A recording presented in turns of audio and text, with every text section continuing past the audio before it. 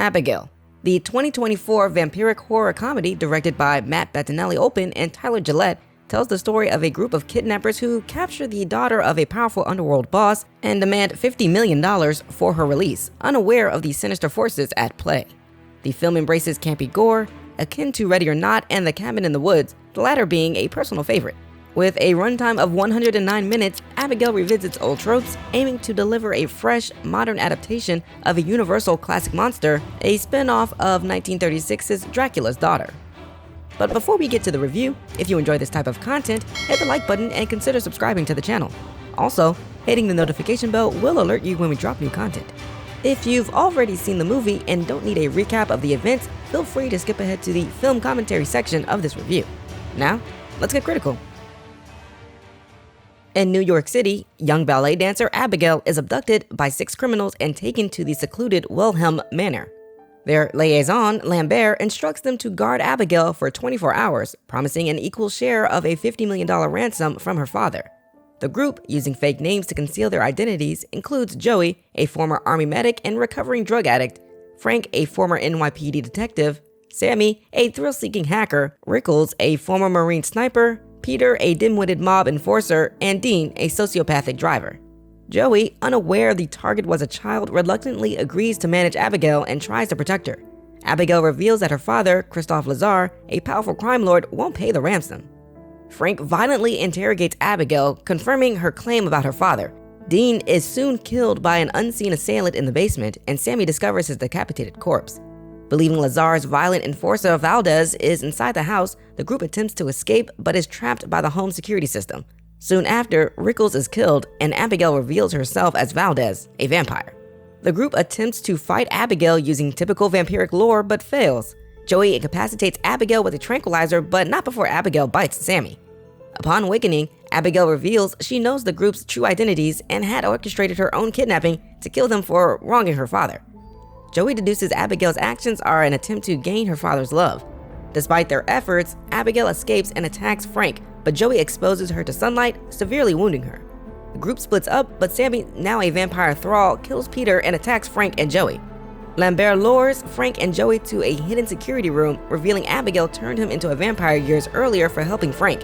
Frank becomes a vampire to fight Abigail but kills Lambert for betraying him.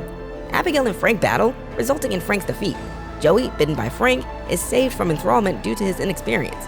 Afterward, Abigail urges Joey to be present in her son's life. Lazar arrives, threatening Joey, but Abigail defends her. Although Lazar angrily rebukes Abigail, he ultimately allows Joey to leave, bloody and battered. Director Bettinelli-Olpin and Gillett were intrigued by the script's concept, which aimed to blend heist elements with a traditional monster movie. The film revolves around Abigail, portrayed by Alicia Ware, who embodies an innocent little girl and an ancient vampire. Like many Universal classic monsters, Abigail is portrayed with complexity, showing her as a misunderstood creature.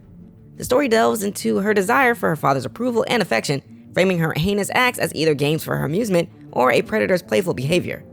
The film suggests that Abigail's actions are driven by her longing for her father Lazar's attention, a notion deduced by Joey, played by Melissa Barrera. Although the concept is compelling, the execution could have been improved. The narrative positions Joey as a motherly figure, whether through Abigail's manipulation of her kidnapping or the script's design. However, every character starts off as either deplorable or untrustworthy. When Abigail is revealed as the true enemy, the group naturally unites against her. The script attempts to redeem Joey, establishing her as the final girl. Characters like Rickles, played by Will Catlett, Sammy, played by Catherine Newton, and Dean, played by Kevin Durand, could have contributed more but ended up as vampire fodder. Frank, played by Dan Stevens, portrayed as the only formidable character aside from Joey, initially seems poised to ally with Joey against Abigail. However, Joey's promise to protect Abigail leads to a twist where she sympathizes with and teams up with Abigail to kill Frank. This twist feels rushed and inconsistent, as Abigail remains a vampire threat who Joey was previously ready to kill.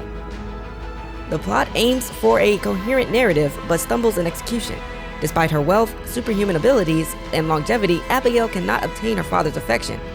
Joey provides the affection Abigail craves, which Lazar acknowledges, leading him to inexplicably let Joey go. This conclusion, though intended to resolve the narrative, feels forced and leaves the audience puzzled. Overall, While the film's themes and character dynamics hold promise, the execution and character development need refinement. The sudden shifts in character alliances and motivations create a sense of whiplash, detracting from the story's intended emotional impact. The acting was commendable, and there were moments where the movie seemed to aim for laughs, prompting an occasional chuckle for me. However, the gore is excessive, not for the faint-hearted, and quickly loses its impact. Initially, I thought the film might take a comical horror murder mystery route, with the characters turning on each other as they try to figure out who the killer is while Abigail picks them off one by one. But it quickly shifts to them bumbling around trying to fend off the vampiric assault. The inconsistencies are frustrating. In one scene, the characters are no match for Abigail, yet in the next, they can overpower her, rendering her helpless. Additionally, the balance between horror and comedy is uneven. When Abigail pretends to be trapped, the script launches the characters into an exposition dump, cracking jokes and having casual conversation. Here, the movie loses its momentum and any sense of horror. Adding to the film's uneven feel is the fact that it starts with a heist premise but abandons this plot thread once the killing begins. When I think of heist movies, titles like Ocean's 11, The Italian Job, and Now You See Me come to mind. What this movie lacks is the crucial element of misdirection and a comprehensive heist plan. By having the kidnapping effectively completed in the first 15 minutes and then relegating the characters to babysitters, the film loses all the heist elements it initially promised. Keeping Abigail in the shadows and delaying her reveal for a larger portion of the film would have greatly benefited the story. Overall, the film is better than some, but worse than most. I give Abigail a critical rating of C.